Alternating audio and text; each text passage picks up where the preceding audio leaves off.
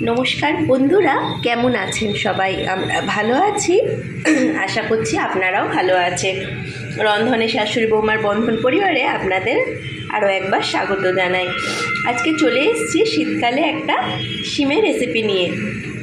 শিমটা আমরা ভাজা করব, কিন্তু একটু অন্যরকমভাবে। এভাবে ভাজলে খুব ভালো লাগে, রুটির সাথেও ভালো লাগে, আবার ভাতের সাথেও ভালো লাগে। আপনারা কেউ এইভাবে ভাজেন নাকি কমেন্ট করে জানাবেন। যদি না ভাজেন এই পদ্ধতিতে একবার ভেজে দেখতে পারেন। তার জন্য কড়াইয়ে কিছুটা সর্ষের তেল দিয়ে ভালো করে গরম করে নিয়েছি। এবার ওর মধ্যে দিয়ে দিচ্ছি সামান্য কালো জিরে আর 3টে শুকনো লঙ্কা। এবার ওর মধ্যে দিয়ে দেব কিছুটা থেতো করা রসুন। দেখুন, রসুনটা হালকা করে তেলের মধ্যে নেড়ে নিলাম। একটু লাল হয়ে গেলেই দিয়ে দেব এতে কেটে রাখা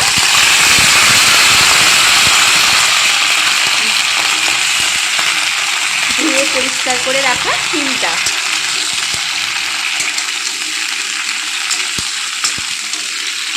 এই রান্নাটা চটজলদি হয়েও যায় আর অল্প মশলা লাগে।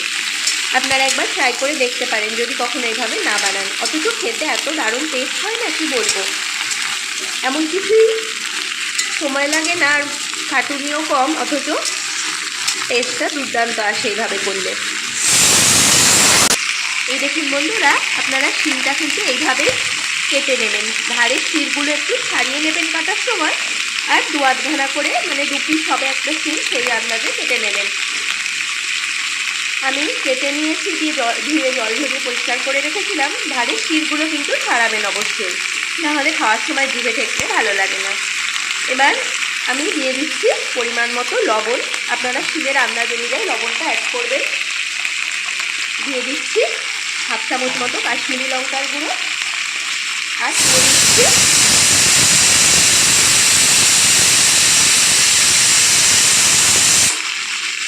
সামান্য হলুদ গুঁড়ো। পাশে কুকারে ডাল বসিয়েছি, সিটি পড়ছে একটু আবার হলো, কিছু মনে করবেন না, ম্যানেজ করে নেবেন। দেখুন, আর এতে তেমন কিছু মশলা লাগবে না। এবার একটু নাড়াচাড়া করে হালকা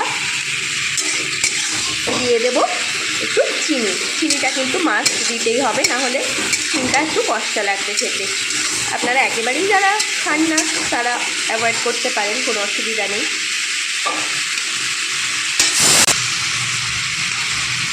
দেখুন বন্ধুরা, এবার আমি কিছুটা দিয়ে দিলাম।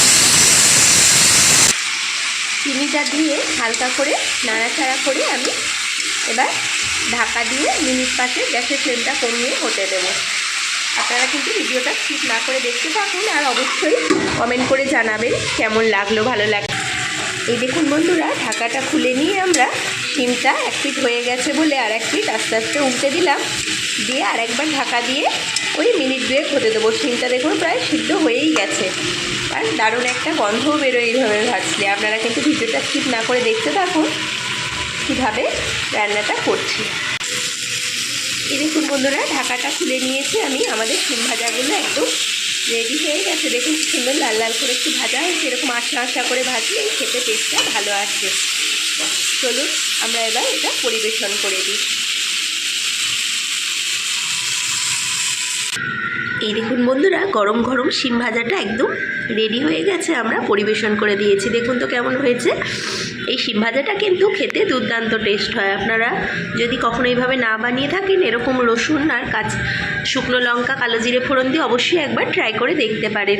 আমার তো এই শিম ভাজাটা হলে সেদিন আর কিছুই লাগে না। গরম গরম ভাতের সাথে একতলা ভাত মাছ মাংস ছাড়াই খেয়ে নিই এইভাবে।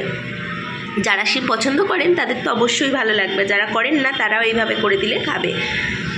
রান্নাটি কেমন লাগলো কমেন্ট করে জানাতে ভুলবেন না। যদি ভালো লেগে থাকে লাইক, কমেন্ট, সাবস্ক্রাইব করবেন। ফেসবুকে আমাদের পেজটিকেও অবশ্যই ফলো করে নেবেন।